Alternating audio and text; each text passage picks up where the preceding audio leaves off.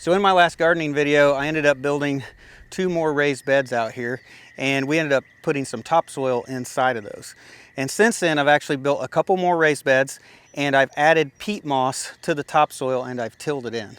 So I ended up using this little Mantis cultivator. This is my dad's. I borrowed this from my dad, and this is like perfect for raised bed gardening, especially like when you're first putting your soil in the raised bed and you're trying to get everything mixed up consistently. And that's what we're doing right now. First, we're trying to get the raised beds in a nice loose consistency for us to grow potatoes in.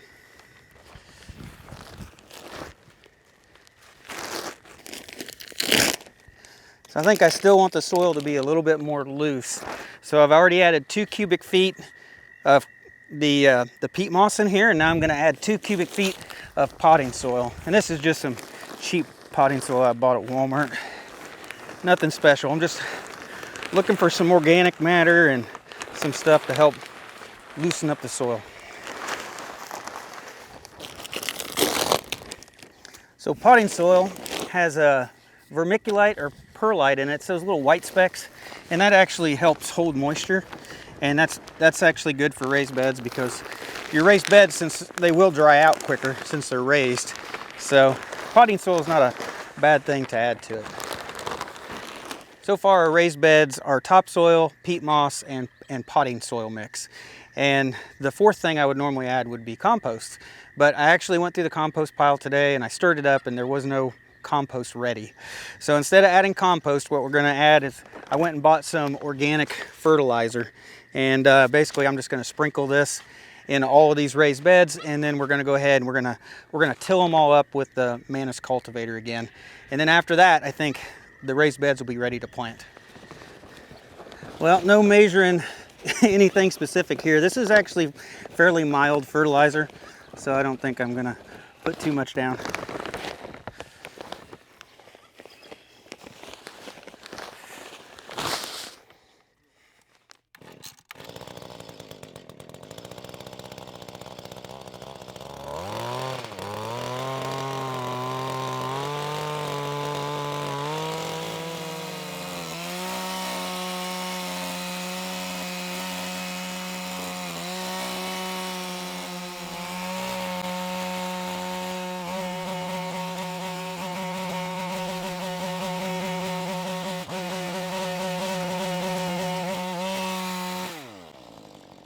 So we got all the soil prepared in our raised beds yesterday, and today we're going to go ahead and plant our potatoes. So let me take you inside. I'm going to show you the potatoes and what we did to get them ready for planting. So behind me here on this drying rack are our seed potatoes, and to maximize the amount of seed that you get from a potato, you don't want to just plant one potato and have one plant. So when you look at your potato, they're going to have these eyes on them, and what we do is we end up cutting this apart to separate those eyes. And so now this potato can be 2 different plants and planted separately. And then you can also separate even more eyes. So there's 2 eyes on this piece, and then we could cut that and separate those 2 as well. So now we have a total of 3 plants. And basically you just keep on separating where the eyes are on the potato. I don't know if you're gonna be able to see that, but there's one of the green eyes, and that will turn into a plant. And this one was already cut up. We had already cut off at least 1 eye off of here. So this seed potato is at least 4 different plants now. So you can see we have cut up all our seed potatoes into separate parts so that we can maximize how many of these we plant. So we've got a total of 7 different varieties to plant 25 pounds worth of seed potatoes. Trying to go for a new record this year. And this first variety, this is Huckleberry Gold. So I don't know if you can tell, this actually is a purple skin. It has a purple skin to it, but the inside is more of like a golden color. So this here is a Gold Rush potato. I believe it has like a yellow inside as well. And this one is a German Butterball. And you can see the difference here, you know, where we cut them open. You can see where it's scabbed over, and you can see the fresh cut. So typically you cut these open and you let those scab over for like a day before you plant them. And this here is a Superior, and I believe this is like a russet style potato. Should have like a white inside. And then this one here, this is a Magic Molly. So this is purple on the outside and it's purple on the inside. And these were bright purple when we cut them open. You can't tell it anymore once they've scabbed over. But that's going to be a real interesting potato, I think, to try out. And then this, I believe this is our Yukon Golds. We got 5 pounds of those. And then this is our Kennebecks, and we got 5 pounds of these. And these are the 2 main varieties we normally plant. And then we've got 3 pounds of each of these over here.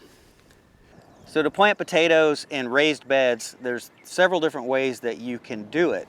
Now, traditionally in the ground, you would always hill up your potatoes, dirt. You would hill up dirt around your potatoes. And the reason being is that a lot of the potatoes want to grow near the top of the roots, right at the surface. And as they get bigger, the potatoes normally poke out of the surface and the sunlight turns them green. And that green skin is actually somewhat poisonous. So you cover those up with dirt to keep the sunlight from getting to the potatoes. So to do that in raised beds, I think I know of at least 4 different methods to do that, and we'll cover that as we plant these here today. So the first method is basically we're going to dig ourselves a trench, 2 trenches probably in this space, and you can use a rake, might have to use a shovel. We're going to want this to be probably at least 6 inches deep. You know, it might actually be easier to use a shovel and to do the back one first. I'm just going to go ahead and lay my little potato pieces in this trench for now, just spacing them out about 1 foot apart, maybe a little closer.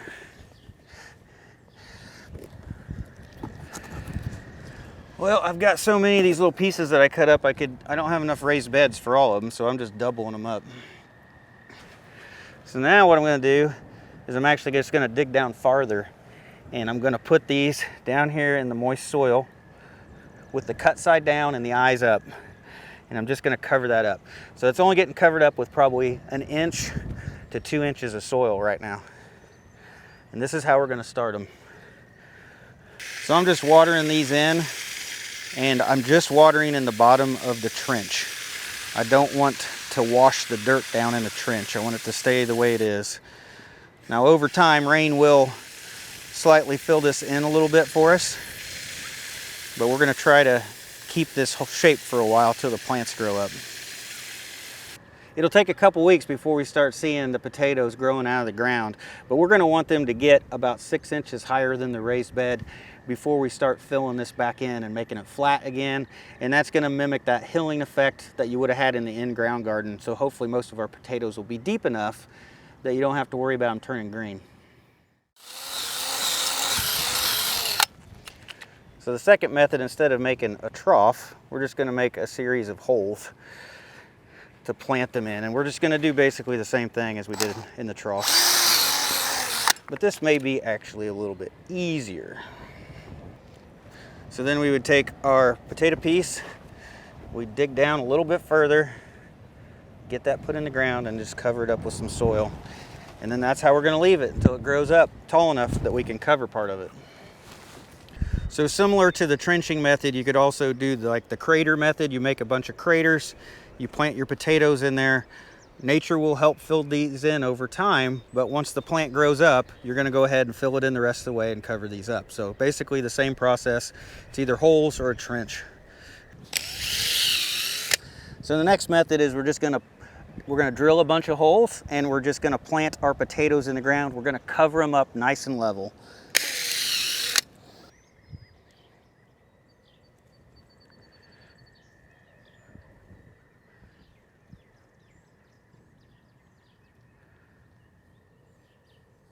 So on this planting method, to mimic the hilling effect to cover up the potatoes, you can see this bed is completely full of dirt to the top, completely full. So what we would do is we would wait for the plants to grow up so tall, 1 foot or so tall. We would use pine shavings. I did this a couple years ago. Use pine shavings, and you just mulch the whole bed with a nice layer of pine shavings. And that'll do somewhat the same effect. It will help shield the potatoes that are growing from sunlight. And it will also, that mulch can help hold in moisture a little bit and keep the moisture in the raised bed, keep it from drying out as quickly. So the last method, instead of mulching the top, if you had a raised bed like this where it was 2 or 3 inches low on soil, you could just plant it the exact same way and then add soil back to the top. So you could buy some more potting soil, potting mix, and just put a 1 or 2 inch layer on top. Or it's more labor intensive, you can always remove soil, let your plants grow up, and then add that soil back in. So that's basically the 4 different methods. I'd say the easiest one is to buy the pine shavings and just put you a nice thick, about 1/2 inch layer of pine shavings on top of there once the plants get about 1 foot tall. So I've got 4 more raised beds to plant with potatoes, and every one of those is low on soil. So we're just gonna go ahead, use the power planter, get all the potatoes planted in these beds, cover them all the way up, and then in a few weeks, once they get bigger, I'm just gonna do the potting add soil method. I'm just gonna add soil to all of these and fill them up the rest of the way. So the rest of these potatoes are gonna go in existing raised beds, and typically I would just add compost to them every year. And since I don't have that, I'm gonna go ahead and I'm just gonna use this organic garden fertilizer, sprinkle that on top of this, and then I'm gonna mix it in with the Manus cultivator. I'm not sure what's in this stuff, but it definitely kind of stinks.